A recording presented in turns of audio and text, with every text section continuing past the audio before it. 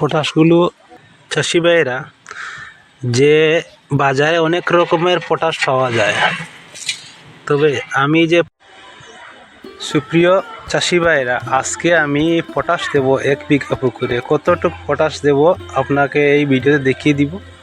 কথা হলো, আমি এক সময় নতুন ছিলাম, চাষি নতুন ছিলাম, তখন আমরা এই চাষকালীন অনেক সমস্যা হতো, কিন্তু কতটুকু ইনফরমেশন পেতাম না আজকালকে যতটুকু মোবাইলের মাধ্যমে সঠিক পাওয়া যায়।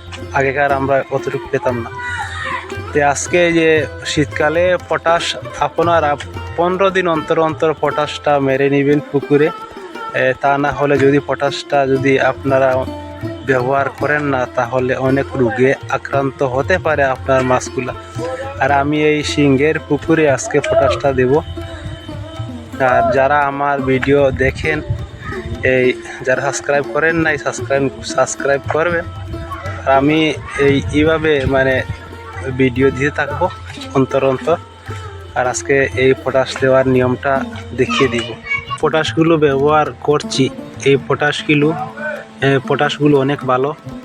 আর আপনারা দেখবেন যে ভালো কোয়ালিটির পটাশটা কিনে নেবেন, তাহলে অনেক উপকারে আসবে। আমি এখন জল দিব। জল দেওয়ার সাথে সাথে যে পটাশের কালারটা চলে আসবে, এত ভালো কালার। কথা হলো, 1 বিঘা পুকুরে পটাশ কমসে কম 200 গ্রাম পটাশ দিতে হবে। 200 গ্রাম পটাশ দিলে যাতে পুকুরে সব জায়গায় ছিটিয়ে দিতে হবে।